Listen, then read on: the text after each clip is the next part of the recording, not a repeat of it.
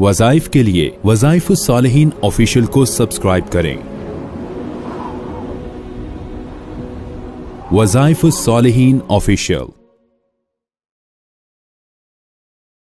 جمادی الثانی کا دوسرا جمعہ کا بہت ہی خاص عمل آپ کو دے رہا ہوں جو آپ کے رزق میں فراوانی کا ذریعہ بنے گا اور آپ کے رزق میں اضافہ ہوتا چلا جائے گا۔ چونکہ جمادی الثانی جو ہے یہ رمضان کے قریب انسان کو پہنچانے کا ذریعہ بنتا ہے مہینوں میں، اور اس کے بعد پھر حرمت والا مہینہ شروع ہو جاتا ہے، تو اس مہینے میں بھی انسان کے اندر ایک ذوق پیدا ہو جاتا ہے کہ رمضان اب قریب آ گیا۔ تو آپ جمادی الثانی کے جمعہ میں خاص طور پہ یہ مختصر عمل کریں اور توجہ سے کریں، اللہ آپ کے رزق میں وسعتیں عطا فرمائے گا، تھوڑے کو زیادہ کر دے گا۔ مالی طور پہ آپ کمزور ہیں، تھوڑا مال ہے، آپ ہمت نہ ہاریں، آپ تھوڑے پیسے سے کام شروع کر دیں، تھوڑی تنخواہ پہ بھی آپ راضی رہیں اور عمل سے جڑے رہیں۔ انشاءاللہ العزیز اللہ تبارک و تعالی جو ہے آپ کے مال میں ترقی دے گا، آپ کے رزق میں ترقی دے گا اور آپ کو اللہ رب العزت سر بلند فرما دیں گے۔ نبی کریم صلی اللہ علیہ وسلم نے باقاعدہ طور پہ امت کو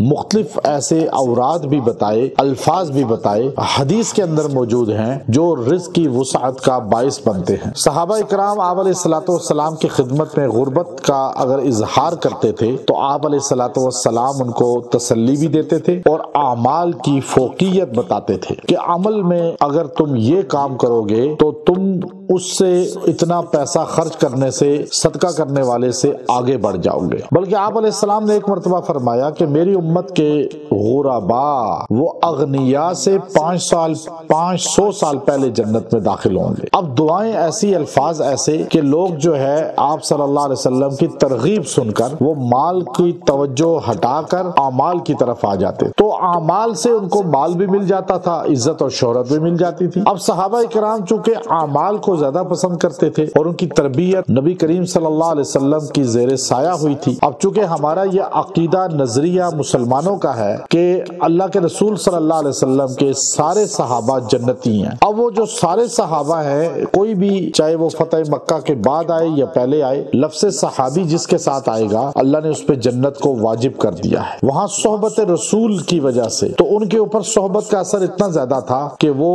اعمال پہ توجہ دیتے تھے مال سے زیادہ۔ اب آپ یہ دیکھیے کہ آج مال کی اشد ضرورت ہے ہمیں، لیکن آج اس فتنے کے دور میں بھی جب مادی دور ہے تو جو تھوڑا سا متقی ہے، اللہ والا ہے، جو دین کے ساتھ جڑا ہوا ہے، وہ آپ کو اتنا پرہیزگار لگتا ہے کہ وہ اعمال سے ہٹتا نہیں، مال کی طرف بھاگتا نہیں۔ تو صحابہ کیسے ایسا ہو سکتا ہے کہ وہ اعمال سے ہٹ کے مال کی طرف بھاگے کہ وہ آقا علیہ السلام کی صحبت میں رہے، تربیت میں رہے۔ تو اب جو آدمی جمعہ کے دن یکسوئی کے ساتھ بیٹھ کر، اور یہ جمادی الثانی کا دوسرا جمعہ ہے، آپ نے یکسوئی کے ساتھ بیٹھ کر آپ نے درود ابراہیمی پڑھنا ہے 100 بار اور دعا کرنی ہے۔ اللہ اس کی برکت سے آپ پر مال کی فراوانی کر دے گا، رزق وسیع ہو جائے گا۔ وآخر دعوانا ان الحمد للہ رب العالمین۔